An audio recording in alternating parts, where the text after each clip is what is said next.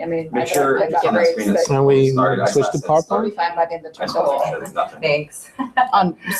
Pardon? Will we switch to Okay, PowerPoint or? Yeah, we're good. Yep, and then you can just, Is there actually anybody who's online? No? no.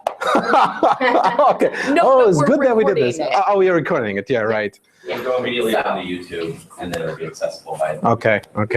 Can I actually switch this around so that I can see when I move out of the picture? Sure. Yeah, okay, that's better. God, getting so self-conscious with this camera having turned on. This is like more stress myself all the time. Yeah. Yeah. Okay, then, welcome and thank you for coming in today for this, what do you call it, pre-departure talk? Yeah, so this is going to be just a very informal session just to give you a bit of information on the region you're going to, Baden-Württemberg.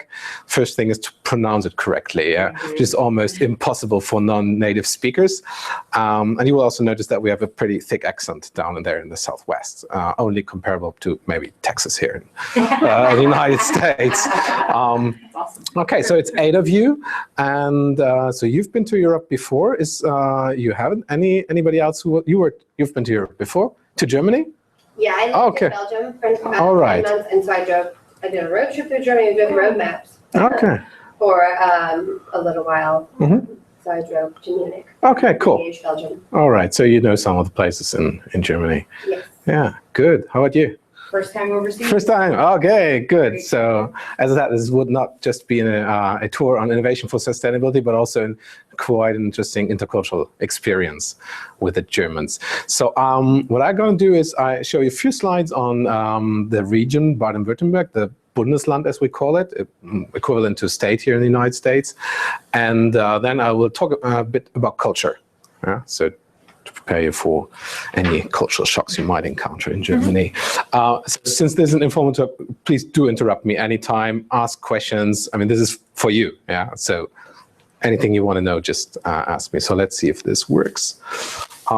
Here we go. So let's start with a bit of geography first. So this is Germany in the heart of Europe, as we call one of our lectures, and here Baden-Württemberg is situated in the southwest, bordering it was the border to France, to Switzerland, a tiny bit, also to Austria.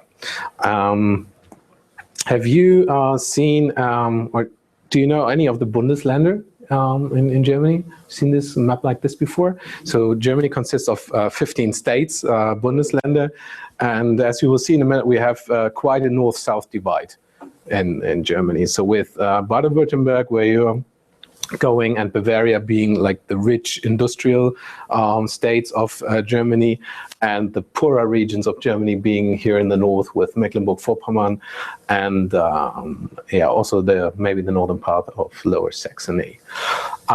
This part actually used to be the GDR, German Democratic Republic, former Eastern Germany under Soviet rule until 1990, and the rest was Western Germany. Okay, so Baden-Württemberg has a population of 11 million, which is roughly about twice the population of Oregon, I think, right? What's the population of Oregon? Yeah. And also the GDP would be roughly twice as big as Oregon's GDP. And the unemployment rate is quite low by European standards. With 4%, I mean, you would say, even with people just changing jobs, but even anybody being really unemployed, you would be at a level of 2% maybe, just due to that change process. So 4% is really, really low, which already is an indicator of the economic success of the state of Baden-Württemberg. And quite unusually, also, we are being ruled by a government made up of the Green Party and the Social Democrats. So we are actually the only Bundesland, the only state in Germany being ruled by a governor or minister president in German from the Green Party, and that also, that also has repercussions to all kinds of policies that relate to sustainability, actually, and to renewable energies. And the Prime Minister of Baden-Württemberg is Winfried Kretschmann, who's enormously popular. And some of his opponents from the Christian Democratic Party are being quoted as saying, how can you be in opposition to a saint? So he's somehow floating above everything, widely respected, and I'm pretty sure that he'll also be successful in the next elections. So I already talked about the North-South divide, and Baden-Württemberg is quite high up on the ladder when it comes to GDP per capita. We have two states here on the top, Hamburg and Bremen, which are situated in the north, but they are no real Bundesländer, they are more cities. The city of Hamburg and the city of Bremen. But then come already Bayern, so in the south, Hessen, Baden-Württemberg, and the former Eastern German states being quite at the bottom of the ladder. Okay, so what are the sectors of the economy in Baden-Württemberg? And what you can already see from the very first slide is that industry makes up a big part of our GDP. So it's automotive, machinery, high-tech industries that are dominant in the state of Baden-Württemberg. We do have also construction, of course, trade and logistics, financial industry, and the public sector, but industry is dominant by far. So, and here we come to brands that you probably all know. Daimler with the Mercedes brand, and Porsche, which are both situated in our area, close to Stuttgart. And ZF Friedrichshafen is a company you probably wouldn't know, but they've just bought TRW, one of the major American automotive suppliers. So they're also pretty big. And also Bosch and Mahle are part of the automotive supply sector. Even some Germans might not have heard of Mahle, but they actually employ 60,000 people around the world. So this is Baden-Württemberg, and especially I think the Stuttgart region is really a hotspot for automotive supply, and high tech. And you can see that also when you look at the percentage of employees. Baden-Württemberg automotive industry employees in Germany, almost half of them would be employed in companies situated in Baden-Württemberg. And even if you look at this from a European level, you would see that the portion is still quite sizable also in the European perspective. So it's an important automotive region. But there are also other industries such as medical devices, medical industry in general, and also machinery. And many of these companies are still family-owned. They are what we like to call the German Mittelstand. Maybe you have heard of that. So mid-sized family-owned companies, I will define this in a second. For instance, in Tuttlingen, which is just a few kilometers south of the Stuttgart region, you would find 400 medical technology companies, some of them being rather small, but still exporting to quite a number of countries. So that is also a characteristic of many of these mid-sized technology companies, that the proportion of, or let's say the share of export in the total business is rather high. So some of them just have 100 employees, but they would serve, I don't know, 20, 30, 50 different countries with their products. When we talk about innovation, we can also address this in a European perspective. There's a ranking of the most innovative regions in Europe, and what you can see is that Baden-Württemberg comes quite on top of this, followed by Bavaria. Then we have Ile-de-France in France, then again, German region, Berlin, and some other regions. So when you look at things like number of patents, also employees in high-tech industries, it seems that the region is quite innovative. And part of this actually can be explained by history. It's because the soil was not very fertile in that region, so farmers had a really hard time. They had to take up additional businesses, manufacturing things at home, and so they were kind of driven into innovation. They had to innovate in order to survive. And there's another reason for this, and that has to do actually with religion. So this region is, especially the Württemberg region of Baden-Württemberg, is a region with a high percentage of Protestants. And Protestants, as you know, I mean, it's the same thing here in the United States, they would regard success in this world as a sign of being regarded positively by God, yeah, so divine selection. This was a more, I say that, value-driven or religion-driven reason for people in Baden-Württemberg to innovate. So here are some of the innovations that come from the region. They invented the bike, which was not called the bike at the time. This is actually the very first car that was invented in the Stuttgart region. And this is the spark plug, invented by Bosch, and even things like matches. I'm not 100% sure if that's true, but Baden-Württemberg prides itself of having invented the matches. Probably there are several regions in the world claiming to that. So you have people like Karl Benz, Gottlieb Daimler, Robert Bosch. So those were the founding fathers of industry in Baden-Württemberg. And they're still highly regarded. So probably in every industrial zone in Germany, you will find a Robert Bosch street, for sure. Good. So what's this famous German Mittelstand that is always being seen as one of the cornerstones of German economy? The characteristics are they're owner-managed. They're financial independent, so they are not part of a larger conglomerate, do not have a lot of external investors in. They usually, when you apply the EU criteria, they are below 50 million sales and below 250 employees. So really small to mid-sized companies. And you have many hidden champions, meaning that they would be the leading company in their field. So you can literally drive out of Nürtingen or drive out of Stuttgart to some small town. You will find a company that would just employ 200 or 300 people, but they would, in their niche, be the market leader, the world market leader. So I couldn't believe it until I saw it. So it can be things like machines for like processing wood. Yeah. I mean, how many? There are probably more than a dozen companies in the world doing this, but this company in Germany is the market leader.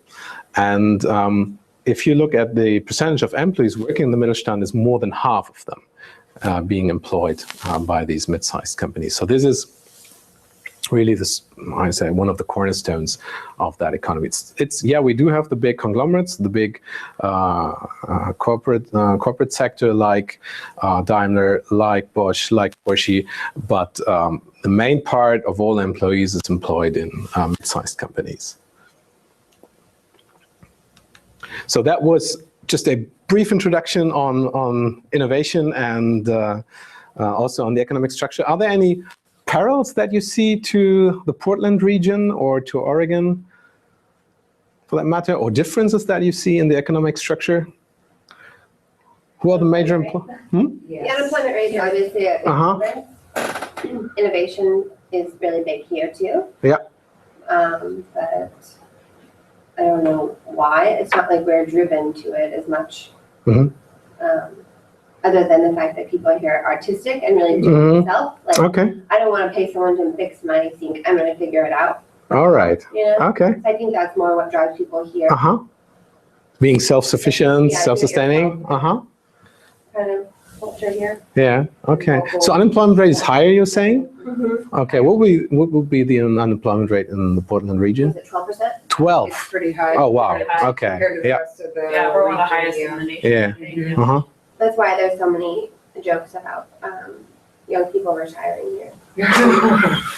Okay, that's the background of that. Okay. Yeah. Other similarities or differences that you can see compared to? I know that Portland? Daimler has a headquarters here. Oh yeah, Freightliner. Yeah, the big factory of Freightliners in the region. Yeah. Okay. Anything else that you would like to know about the region, the economy of the region as such? Have you been affected at all by what's going on with Greece? Oh yeah, yeah, we have. So yeah, Germany is footing a big part of the bill. Yeah, but then we also have a kind of political leadership role in Europe, and we are this economically strongest nation. So that what you would expect probably. I mean, then you could also say, well, thanks to the Greek, the euro is pretty weak, and that helps our export industry. So maybe some of the mid-sized companies are not that unhappy that the euro has been weak for the last months and years. But overall, Germans are pretty upset about this. Yeah. Yeah. I'm interested. One of my professors works for. It's called MSEI, and they make defibrillators, but it's a German company. Okay. But they have a headquarters here, also in Lake Oswego. Okay. Anyway, what was interesting to me is like they manufacture most of the parts. There's a lot of tiny parts, like microchips and stuff like that. And they pre-assemble or they assemble almost every single thing here in America, in Oregon, right here, and then they get parts from all over the world. And then they ship the or like everything's been made, they just have to pretty much put it together to Germany so that they can say made in Germany. Oh, right, okay. And I was just wondering how prevalent that is there. And it's like that's a big industry, is a big portion, manufacturing, things like that. But how much of it is kind of really made in Germany? On people's manufacturing? That is an important part of our industry. So that's an important business model. I think I don't know the English word for this, the value creation ratio. So what is really being manufactured in Germany is, I think, 40% or something. So we do import a lot of semi-finished goods and components from other countries and assemble them in Germany. But among those goods, of course, we would also have a lot of raw material. And then we're also exporting components like microchips, and other components to other nations, and they go into products of OEMs there. So companies like Mahle, like Bosch, they deliver their products to, of course, not just German automotive manufacturers, but to OEMs around the world. So also Toyota and other Japanese OEMs, for instance, would use their components. Bosch is pretty, we used to own an auto parts store, and so they were a huge, everything we had was Bosch and all these sort of things. And so they're in the OEM aftermarket for automotive. They're absolutely huge. They are. And the interesting thing about Bosch is actually that they are owned by a trust, by a foundation, and so the dividends and all the money that Bosch makes goes into good deeds.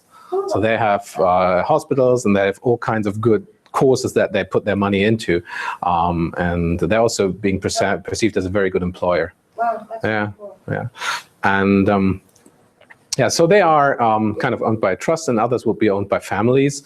So not many of these leaders would be on the publicly listed. So they're driven by other things. I believe you all will be visiting Bosch. Oh yeah, I do think so. Bosch Thermotechnik,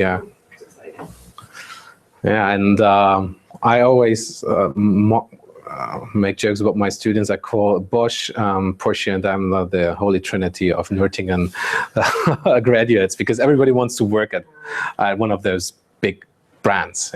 That would be Intel, Nike, and and it's a pity because there's so many nice, really great opportunities at these mid-sized companies. The advantage being, you get into very interesting positions very early on. They might not have the elaborate training program, but you have an international exposure very fast, and you can do maybe a lot more than one of those big companies.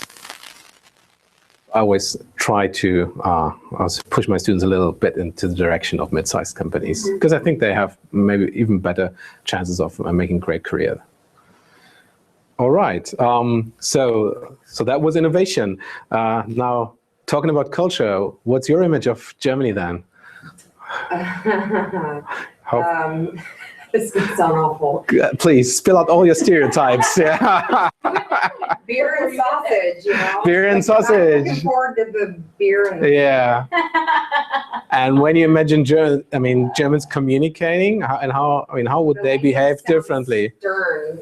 It's how I don't know, like when you speak certain people, if they speak Spanish or French, it sounds very eloquent, and in German it sounds like you're mean, yelling all the time. Okay, good. All right. Why not? Just listening to the language, It sounds pretty harsh, maybe, Yeah. because we have all these very pronounced Yeah. consonants. Yeah. Okay. Any other images about how do Germans communicate? I don't know if it's the same. I worked for a Swiss German family in Belgium, and so, but they were Swiss German, so it's, I mean, not exactly the same, but they were very much like, this is like a business situation. So like, we really want to categorize this as a business situation. And like, everything's defined clearly, so, and they treat it how it's defined. Yeah. And you were working as a au pair, yeah. All right. Yeah. Okay, I'll come back to this later. Yeah. I felt like if there's a role, it's very expected. Like there's no like gray area. Like, well, just like, change just a little bit here. It's like no. This the rule is the rule. Yeah. Yeah. And so, yeah, I think that's really Yeah. Okay. Any other perceptions? Yeah. Even not having been to Germany, you probably have an image. I mean, what it would be like to talk to a German.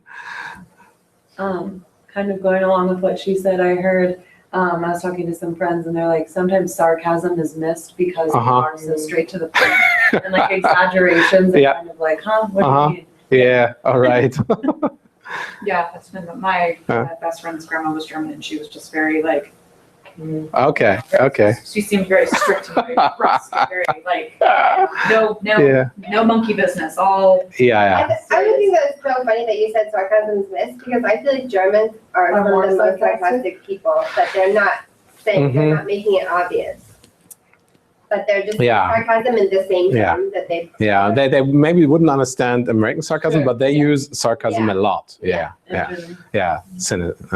pretty cynical. Or they can be. It's one of our cultural traits. So since I do teach intercultural management, I will torture you with some general slides on culture now. Have you done intercultural management or something like that in your classes? Okay, now then. One big downfall I've always felt about America. Okay. Most other countries, they're bilingual. My fiance speaks 3 languages. Wow, okay. And I, over here, and I speak English.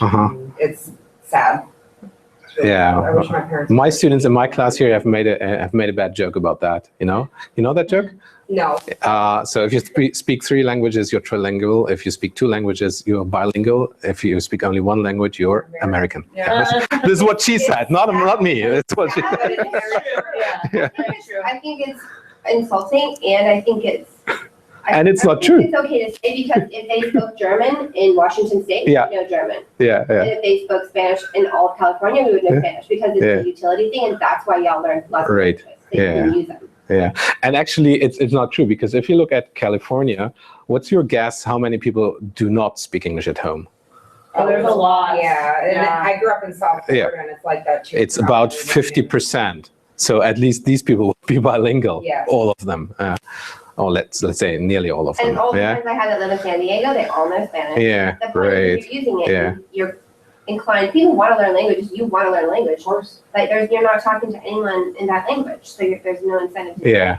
I think it's kind of a lazy joke against Americans. I didn't say there was an American girl saying it, giving us this joke. Okay, sorry. Okay, good. So what's culture?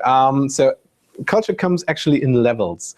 We have 3 levels that we distinguish. We have the so-called underlying assumptions, that are things you wouldn't normally not think about, and nor talk about. It's just things you deeply believe in. Sometimes you're not even able to formulate them. Like why do we get up when an elderly lady gets on the bus? Do we think about this? No, not at all. It's just in our. It's hard. We are hardwired to get up when somebody, an elderly lady, gets on the bus, right? And if people start challenging this assumption, why should you get up? She's retired. It's no problem. You've been working all day. Shouldn't she stand up for you? Then we get mad, because no. This goes against everything we believe in. Then you have a level that's called espoused beliefs and values. So these are things that define what's good or bad, what's clean or dirty, what's allowed, not allowed, and you're able to voice that. Yeah, we Germans love punctuality. Being late is bad. Yeah, so this is something that we can talk about. And then there are these artifacts, things that you can see, but you are not quite sure how they are connected to the lower levels. Things like attire. Okay, do I turn up with a necktie and a jacket, or do I turn up like this? So normally I would not turn up like this in a German lecture. I wouldn't wear a tie, yeah, but I would at least wear a jacket. Talking to my students here, I found that wearing a jacket in a lecture is quite over the top. At PSU, you wouldn't do it, yeah? In general, most people, my fiance has he makes really good money. He shows up to work in t-shirt and jeans every day. Right.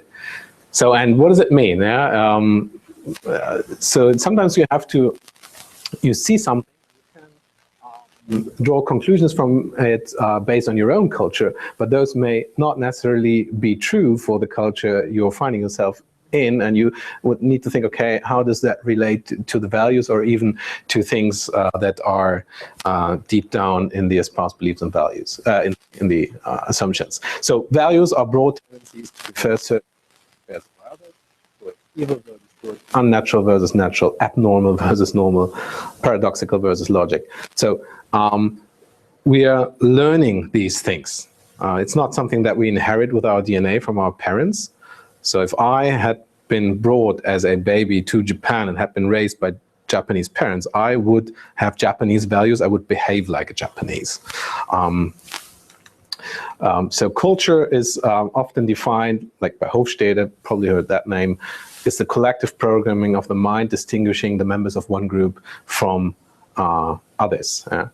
And it consists of beliefs, values, norms, symbols, and meanings that are shared to varying degrees. Not every member shares them, by interacting members of a community, by starting to me. So of course we do have subcultures. In the United States and also in Germany, can be ethnical subcultures, can be professional subcultures, regional subcultures. So also the region of Baden-Württemberg is quite special within Germany. So we often make jokes about the Swabians because they are so thrifty, so industrious. They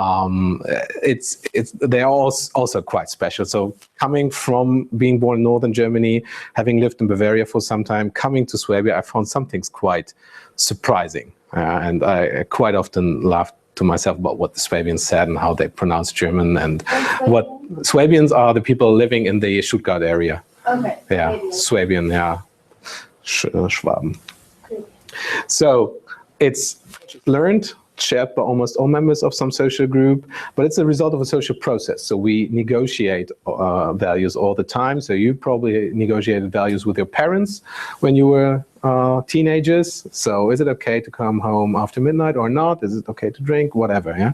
So it's also historically determined. Germans today are what they are also as a result of history. So for instance, the Nazi time also taught us some lessons, and also for Eastern Germany, those 40 years of socialism have left their traces on culture.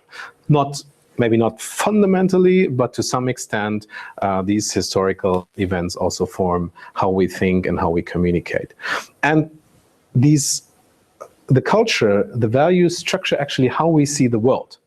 So what we perceive. So for instance, when I bow, yeah, I mean, you would say, well, that's a bow, right? You don't have any other words for that.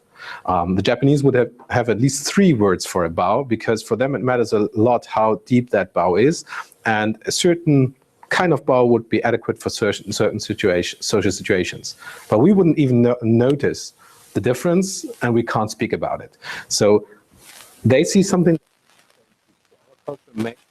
some things, and not the other things. Okay, I think we can skip that. So let's take a look at Germany and how it is different from the United States. Have you ever used the Hofstede dimensions before? Kurt Hofstede? Heard of all of them. Yeah, he's a researcher, Dutch researcher, who did a lot of research on intercultural issues. Especially, he had a very big study that he carried out within IBM. Comparing the values of IBM employees around the world. So when it comes to hierarchies, so the dark part is always the United States, blue part is Germany. We are pretty similar. Yeah? Maybe Germans are a little less inclined to hierarchies in the workplace. So they tend also to challenge their bosses. So if they feel they have better expertise on a certain subject and they just know better than their boss, they would say it. They would challenge their boss. So we're a little less into it. In power and also in wealth. That is the other aspect. Power is one, and also wealth. So the distribution of wealth is the other. So for instance, income differences in Germany tend to be not as high as in the United States. Also, the salary of a CEO as compared to a salary of a normal worker would not be as high as here in the States. Individualism, okay, United States are famous for being maybe the most individualistic culture in the world, but Germany also ranks pretty high on that. I mean, it looks like a big difference here, but let's say from an Asian perspective, it's still rather similar. Masculinity means how important are things like material, wealth, income, status symbols, and how strongly are Germans inclined to have a typical male role versus typical female role. And again, we're pretty similar on that. Where we have a difference that maybe matters a lot also to entrepreneurial undertakings is uncertainty avoidance. And Germans rank pretty high on uncertainty avoidance. That relates to what you were saying. Germans love rules. And they tend to respect the rules, even if it doesn't make any sense in the context. So Tom Patrick used that example, him arriving in Mannheim, German city, late at night. It was raining, dark, no cars in the street, but there was this red light. And he was just crossing the street to his hotel. And then there was this German saying, red, red, red. So obviously not liking the sight of anybody crossing the street while the light was red. This is what I like a lot about Portland. A red light is a suggestion. Yeah, it's not something that you need to follow 100%. So Germany is pretty rule-based. And also they like, I mean, this whole punctuality things also relates to that. Not being on time is it's against the rule, first thing, and it shows a lack of respect to your business partner. I think you're a little more relaxed about these things here. Also, when it comes to appointments. Yeah, okay, so let's meet up on Friday night, and then like an hour before the meeting, oh no, can't make it. In Germany, many people would probably feel offended. So they're not as easygoing when it comes to change of plans. I also think that that's more of a West Coast thing, because I grew up on the East Coast. Okay. People are very punctual out there. I've really lost my punctuality out here. Okay. We have really bad traffic too. Well, I guess I've never been to Southern California, but I hear it's worse. Yeah. But here, the traffic is pretty bad for me. Is it? Yeah. Southern California is like this times 100. Yeah, I've been told. But drivers are so courteous here in Portland. They're really nice, Yeah. courteous and not aggressive at all. Yeah, that's the difference. Yeah. So I don't know if you have the Yeah. if you have the opportunity of driving on the German Autobahn, be prepared for people flashing their lights and using their horns if you're driving less than 150 kilometers per hour in the left lane. So long-term orientation, so this more refers to pragmatism. Germans are pretty pragmatic also, and indulgence, that's another one that's interesting. So Germans are rather restrained when it comes to consumption, to indulging, and they're more leaning towards savings, being thrifty, and especially the Swabians, people in the Stuttgart region would be like that. So they would rather frown upon excessive consumption and would rather save a lot and not show how much money they have. So there are some marked differences. There was one thing I wanted to come back to, one thing that you mentioned, so rules, oh yeah, separating between business, for them it was a business thing you said, right? So this is another difference. Germans tend to separate a lot between business and private. So two completely different spheres, whereas I think here it's a bit more overlapping. So yeah, we also go for drinks with our colleagues, yes, but it's separate than here. yeah, this So one. would your casual conversation be more about work and business as opposed to your wife or your kids? Yeah, you wouldn't talk that much about private things. And also as a matter of sequencing, you would first start with business. And then later when like the contracts are made, the business is done, then you would relax and talk about private things. In, I think, almost any other country would be the other way around. You would start with small talk and then slowly work your way towards business. So that may come across as pretty rude, I think, the German behavior. I mean, you say hello and then you're right into business. I mean, of course, and one thing I have to say, I mean, I'm stereotyping here. Yeah, not every German is like this, and I mean, I'm exaggerating at times just to make the point. Yeah, so that was the Hofstede. There were the Hofstede dimensions. Now, a few more things about communication and behavior. So Germans tend to be very direct, and they tend to be very honest, even if that honesty leads to insulting other people. They would say, and they would rather not do any sugarcoating or beating around the bush. They would say, okay, no, I don't like that, or you're wrong. Yeah, this is something you would hear in conversations. No, that's wrong. You're wrong, and they wouldn't talk around this. It's blunt. It's blunt, and it may come across as very rude. People are, especially compared to the West Coast in the United States, they would be rather formal and reserved. Academic titles are so important. So even in my ID and in my driver's license, I would have my doctor, yeah, which probably seems pretty ridiculous to you. It seemed ridiculous to me, but when I got my new driver's license, I said, well, by the way, I got that PhD, and said, yeah, you would have to bring the diploma, or how you call that? Yeah, I said, oh, well, don't worry. I mean, do it without the doctor. And she said, no, imagine you're being stopped by the police. That can help if you have the doctor on your driver's license. I said, well, phew, what country is this? This makes a difference. I mean, you've been caught for speeding. Does it make a difference if you have a doctor or not? No. Yeah, so, yeah, and people like to be called professor, if they are. Reliability. Reliability is super important. So when you're doing group works with the Germans, due dates, reliability, doing your part, that's very important to them. And as I said, they maybe not like in this group, innovations for sustainability, but in business, people tend to get down to business pretty quickly. And they tend to emphasize details a lot. So you can expect people to speak English reasonably well. The students anyway, also the teachers at our university, maybe not everybody, when you go to the bakery and get a roll, those people probably not that much.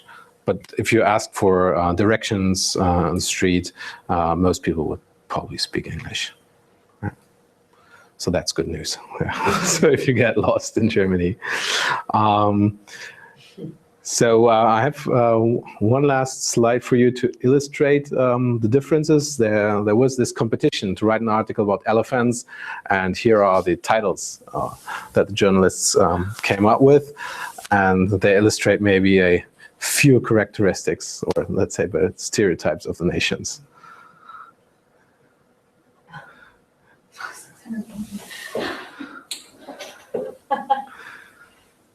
So you can tell that we love to get into details here. Yeah? The American one is ridiculous. Yeah, a little bit. Well, it's very outcome focused, isn't it? So from this, you can also guess what stereotypes people have on the United States, also on Russia and on France. Yeah, if you want to, I have brought an excellent fictional conversation between Germans and American students, and that might illustrate.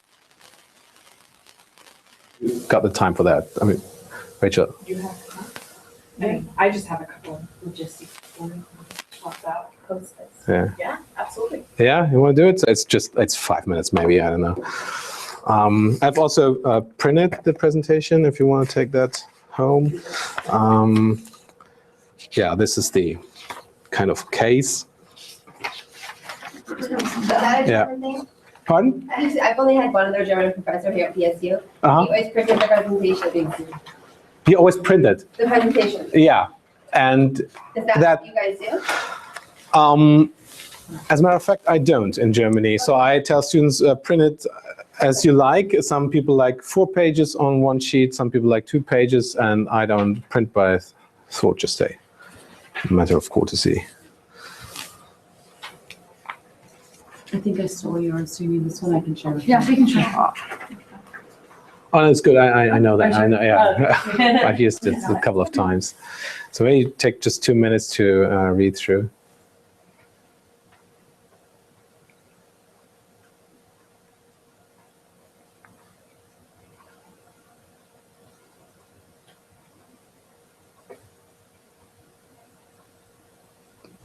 Maybe we can upload these 2 slides because Yes. yeah, they're not included in the presentation. Yes, I can send it all out. I'll send it out to the recording.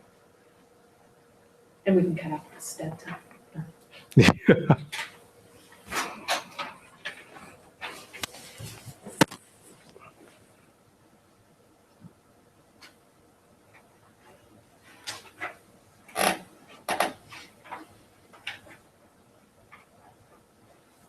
So what's striking you looking at this? Again, of course, heavy stereotyping.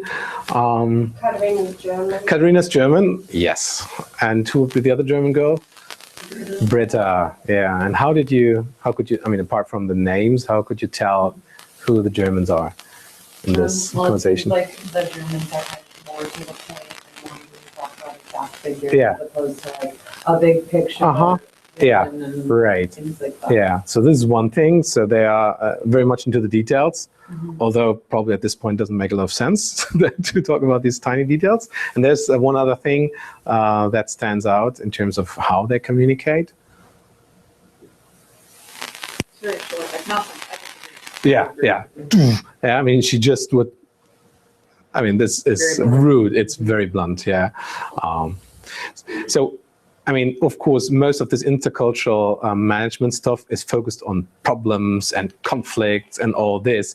So your trip will be fun. Yeah. So don't take a picture away that's, oh, it's going to be dull or there's going to be lots of problems. No, there won't. I just wanted to share a few insights with you on Germans, how they behave, how they communicate, what kind of bad jokes they make about Americans. No, and I think it's going to be fun for you. And the people that will be on the team are highly international. So, for instance, Isabella, who's doing a lot of organization work, she spent a couple of years in the United States. I mean, you as a German, you couldn't even tell that she's German. Probably she is just really. I mean, she speaks really good English and has a lot of international experience. And so has Christian, who leads the team over there. And I don't know about the German. I think I don't know any of the German students participating, but most of them would also probably have international experience and know how to communicate with non-Germans without being too offensive. And it's a lovely region. I mean, if you look it up on the guidebook, it's a lovely region with lots of castles and lots of really nice little towns, great food. So you're in for a great trip, I think. Yeah, yeah. Good. So yeah, thanks a lot. Thank you so very much. Thank you. Appreciate it. And so I am just going to talk through a couple logistics and just wanted to touch base and see if you have any questions for me. Dr. Enders is also going to be meeting with whoever can on the 19th. Yes, I will. So I have some details about that, but otherwise, I know you all got the email from Isabella just 2 or 3 days ago, potentially. But so I just wanted to go through, I'm not sure which way I start the slideshow. Oh, okay. Yeah. Got it. I didn't find it yet. So as mentioned, so they will pick you up. We just need your flight itineraries if you haven't already sent that. So sending that to Jeffrey Miller, who's our student services coordinator. He's probably already reached out to you. We just keep those on file also with the Office of International Affairs. Should anything happen, we know where you are. We have an idea of how to get in contact with you, or if your flights get canceled or something of the sort happens, we can kind of keep an eye on that. So I have a question. So we're flying into Frankfurt and we weren't sure if we should ride the train to Stuttgart or just ride it over to New York. They're like a stop away on 2 stops, 3 stops. Depends on the train. It's about half an hour from Stuttgart to Nürtingen. It's a couple stops away, Yeah, so you so could just just take take it it straight there. Take us straight there, will that be, and then we could get picked up from the train. Yeah. Okay. So just letting us know that's where you're getting off and what time you're expecting to arrive. Is what you would want to do. And in Nürtingen, basically everything's within walking distance. From the train station to university would take you about 5 minutes. And then one other word, of course, in German's like walking. A lot and far. So sometimes you might think you're on a hike, but this is, so bring good shoes. I mean, the shoes that you can walk in. Sure. Yeah. Cool. Yes. And then they'll also help you they'll work together to get everyone to the airport on time and figure that out. So, just wanted to go over, so I think I sent you all a packing list. Yeah, that was amazing. Did you do that? No, I didn't. Okay. Isabella did. Okay. So, so that's hers. So what you can expect as far as level of detail. Yeah, on that part, she's pretty German. Yeah. I was rather impressed. I was like, wow, there's a lot of stuff. Right. So I didn't know if you had questions. I mean, I felt like it answered most of the questions around dress expectations and that sort of thing. So, but if you have any questions. Can you be more specific as far as like how many days or how, or how many, like how much we're going to be dressed up or how much is going to be casual time? So, Right.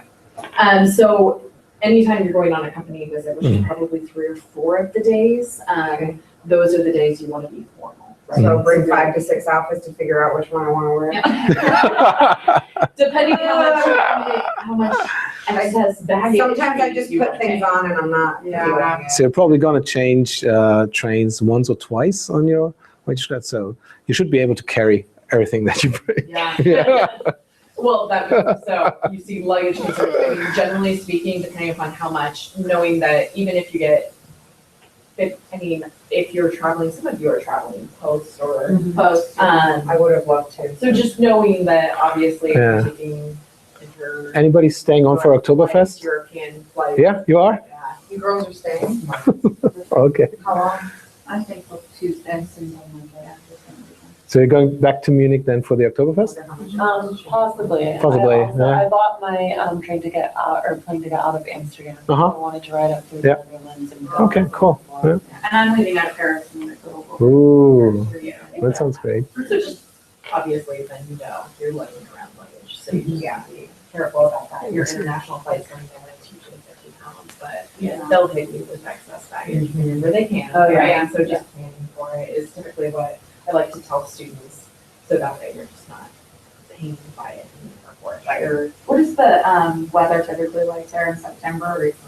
Usually very nice. So for Oktoberfest, we usually have very nice weather. I know between 15, can be 20 degrees centigrade, which would be in the 70s here, but can also be considerably cooler. Yeah. But usually this is one of the best times for travel. September is a nice time. So for the company visits, for women, will we need like a long sleeve button down t-shirt or how would we be expected to dress? Slacks probably, I'm sure, but. Or A blazer would, appropriate skirt. yeah, that would be very appropriate. Yeah. Yeah, I would always wear a jacket. Okay. Especially for these buttons, yeah. It doesn't have to be a one piece, completely tailored suit in that way, but a jacket and a respectable skirt or like a sweater? Yeah, a sweater will be fine, but you may want, I usually encourage if you have a blazer to bring it. Money, if you all have concerns about, I definitely recommend exchanging currency before getting there. AAA is a great way, Yeah. Wells Fargo. If you do it right outside of the baggage claim of the airport, you're usually going to get Ripped off. hit with less good exchange rates. Yeah. Right? So knowing that ahead of time. Yeah, and less shops in Germany would accept credit cards. I mean, here every every food cart, every hole in the wall would accept a credit card, but not in Germany. So you couldn't pay your coffee and rolls in the morning with a credit card. You expect to carry cash. What's the minimum you think someone should take pre-exchange before they go? I have no idea. if there's- Depends on how many of the meals are in. Right, so, and I can tell you Isabella will kind of lay that all out for us, but, I believe your breakfasts are included in your hotel stays. And it's about half of the lunches when you're out and about and kind of in the context of the program. Sometimes lunches are provided, but knowing that predominantly, so about half your lunches you'll be paying for on your own. And for the most part, you're on your own for dinners. So, kind of planning accordingly, people can spend, it's up to you where you eat too. And I assume you'll have quite a bit of options, especially in like Stuttgart and Munich. But, as far as how much you actually want to spend in the evening, but all that to say, your spending habits best. My guess is you could get a meal for the equivalent of $10, yeah. $10 to $15. 10 to 15. This is where it would start. You could spend a lot more than that as well. Yeah. Especially if you're going to enjoy beer. Yeah, but beer is a lot cheaper in Germany than here, I found, especially when you're into craft beers here in Portland. Beer can be a pretty expensive thing here. So I usually would say a couple $100. Another big thing is that make sure that you bring a credit card or an ATM card with you that you think, if you have to, bring two just in case, and make sure to notify your banks that you're traveling, right? So that they don't put holds on your account. Happened to us with me a couple Yeah. months ago. I went to California and went to into the grocery store to get some And they groceries and denied they your walked, card. they denied my Oh, card. that's I was like, are crazy. you kidding me? Fraud alerts will happen so quickly, and even if you inform them, they won't guarantee. I mean, depends who you bank with. I had a But you may problem have to when I bought call. my ticket. I did too, but I was like, what? I did too, they would not go through, I had to call the bank and tell them I'm trying to buy a plane ticket, like, authorize it. As far as exchanging currency, you recommend before we go, but I know sometimes once you get out in the city, you can find better exchange rates. Is that true in Germany or, because we just came back from Indonesia and Yeah. everywhere. No, in Nürtingen you would go to a bank. Or I mean, we could ask Nürtingen people to check out the exchange rate and just compare and see what it's like. Yeah, you could ask Isabella. Yeah, She would know for certain. I usually just find, especially because it's easier to do it for tipping culture, for anything, if you're just gonna get coffee. Oh yeah, It's just tipping is another thing. So you would never ever tip like at a food cart or some other place, and tipping is generally a lot lower than in the States. So if 10% is what we do at most. Oh, really? Yeah. And only if you're being served? Yeah. So in self-service, I mean, Starbucks, we wouldn't tip. Okay. No. But if you happen to be, or even just grabbing a coffee, it's usually easier to have euros with you, even if it's just a little bit, right, to start off with. Yeah. So, AAA just down, even if you're, I think it's a couple dollars more if you're not a AAA member, you can order currency. I'm sure they have euros on hand. When I went to Europe last time, I just got it at Wells Fargo. You All can, banks, I thought? I think with those words. yeah, Wells Fargo's usually the best for exchanging, and they'll do it for non-customers as well. I think it's usually a $5 extra fee for non-customers. So I was just comparing rates for Brazilian real, and Wells Fargo was better than AAA, but that's usually I find it's the reverse. So just checking. Other things, so phones. So one thing I wanted to mention is that, so I don't know who your carriers are, but we don't require you to necessarily activate an international plan or have access, but we highly recommend it. As of next year, actually, the Office of International Affairs on campus will require it, so it'll be built into student budgets. We're gonna force people to buy either SIM cards or an internationally activated phone, or do a waiver process and show that they're activating, because the idea is, should an emergency happen, we can't get a hold of you, right? So most carriers at this point, it can be as low as $30 to even just activate texting, international texting, which is great. You just want to turn your data off when you're actually there, right? So. Last time I went international with AT&T, it was $10 for like 200 text messages or Right. something like that. Exactly. Yeah. It's like $30 for unlimited text. Yeah. And then like a lowered international call. Yeah. So pretty much have fun. And there's little less wireless LAN in Germany. So yeah, what Starbucks, yes, but less places than in Portland, I would say. Yeah, for free Wi-Fi. Yeah. And what about the About the hotels? Oh yeah, they would usually have it. Yeah. So they will, but when you're out and about, Sure. yeah, it's just not going to be quite as accessible as some places, right? As we're used to. So highly recommend that. And what Dr. Enders will do will be to post a thing on D2L where you can post your phone number if you do activate. She will have a cell phone that will be activated the whole time, so 24/7 should you need to get a hold of her. She's your first stop for anything that you may need.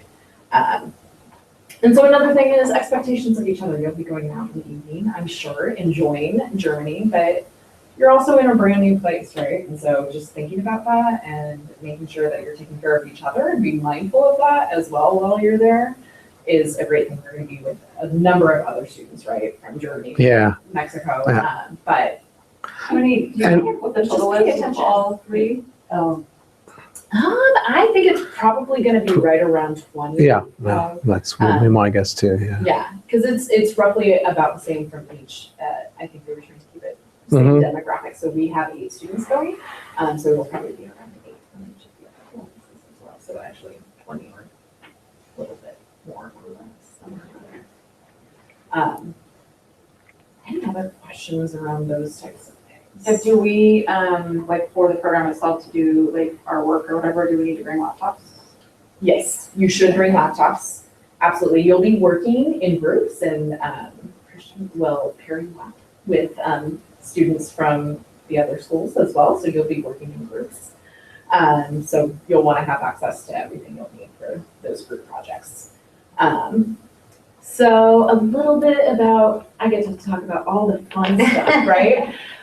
So we actually do have an emergency plan that Dr. Enders will be sending out, and I'll kind of talk through it a little bit, but the whole idea is we've lucked out a lot at PSU in the school business. Most of our students, we haven't had any major emergencies while we've been in country, although we've lucked out, like I said. A couple years ago, about 5 years ago, we had a group of students that were had been in Japan 4 days before the earthquake hit. So we just narrowly missed it. So just thinking about what those things are, so think about it now, so that way if it ever happens, it's accessible information. You don't have to think about it, it's there, right? So that's what I'll walk you through, just kind of roughly what we put together, and what you'll also talk about this in country as well. But one of the other things is that, so we'll make a contact card that has Professor Enders' phone number on it, as well as the nearest local hospitals and your meeting locations that we'll kind of talk through in a second. So I will email you all. Actually, Jeffrey will probably email you all and let you know that those are ready for pickup. Dr. Enders will also bring them in country, so she has access for those. But it's helpful as well when you're entering the country. You're going to have to fill out customs forms, and usually they ask for the address for where you're staying. So it'll also have the hotel addresses on there. So just your to the top. So it's just a useful tool, but the expectation is that you keep that with you, so you have access to it at all times.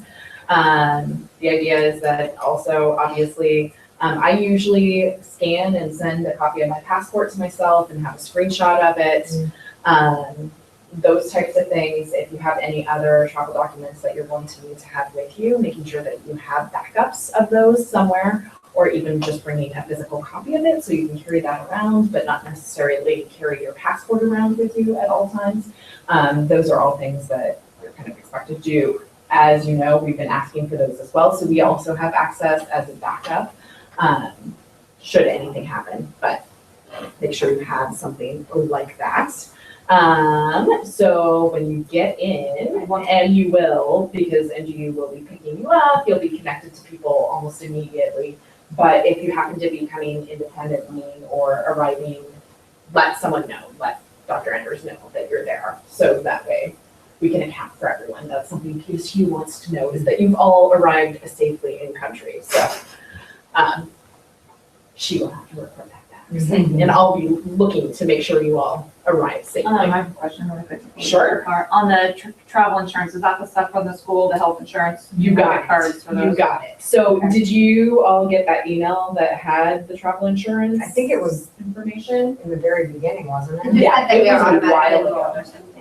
Yeah, so you're automatically, and if you can't find the email, let me know and we can get it resent to you. It's great travel insurance that we enroll you in. It has evacuation insurance should anything emergency happen, but it also has health insurance. You're not gonna have a hard time getting healthcare in Germany, but should you need reimbursement for anything that happens in country, that would be, you'd come back and file a claim here and it would be a reimbursement.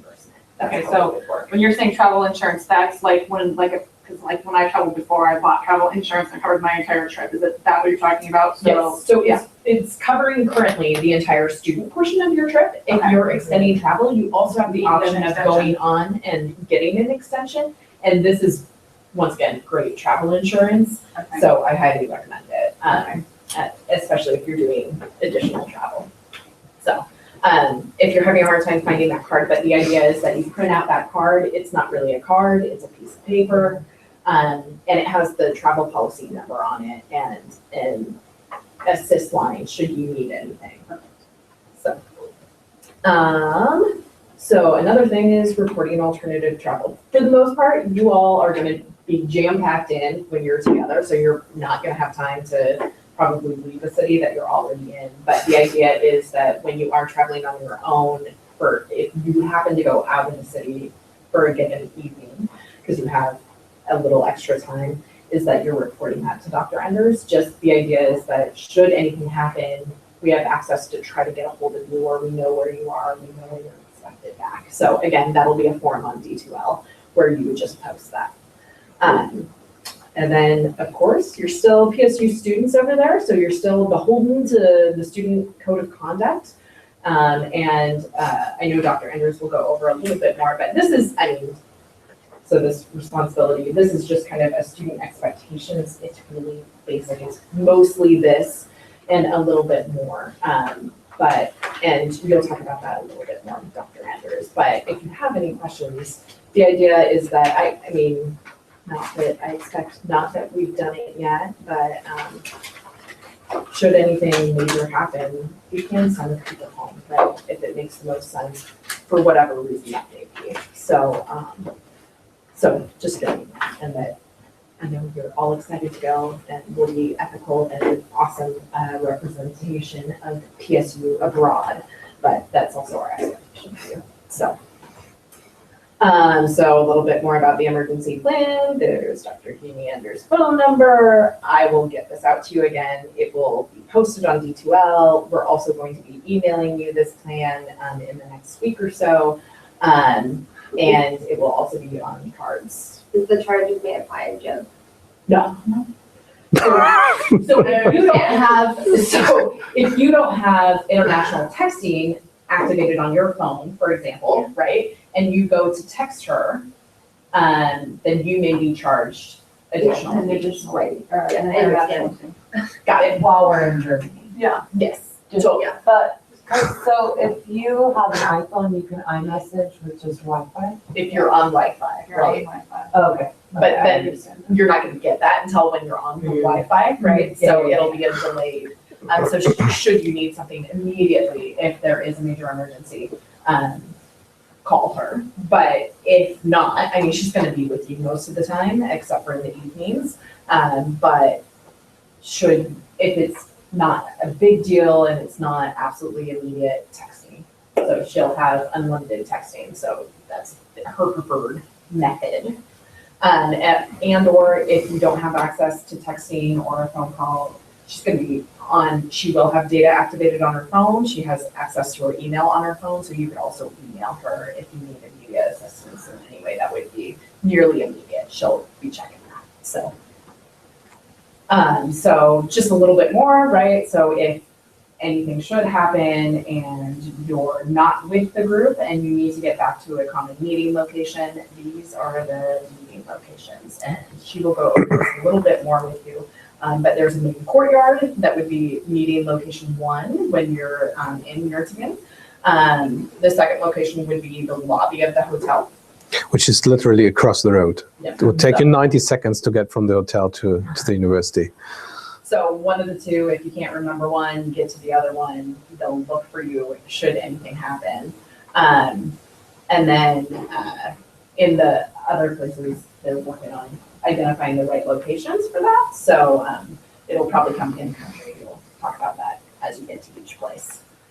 So should anything happen, once again, we would use the phone numbers that we have on file for you. That would be stop 1. We would email your PDX accounts. We would post announcements to D2L, and we would use so one thing that I would encourage you all to think about that you can coordinate with your group, or I can help coordinate if you make a decision on, is using a social media board. So WhatsApp is a common one that students use abroad, right? Or WeChat, or if you're going to use a Facebook page and create a Facebook page, that's where you're going to post where you're going out for the evening.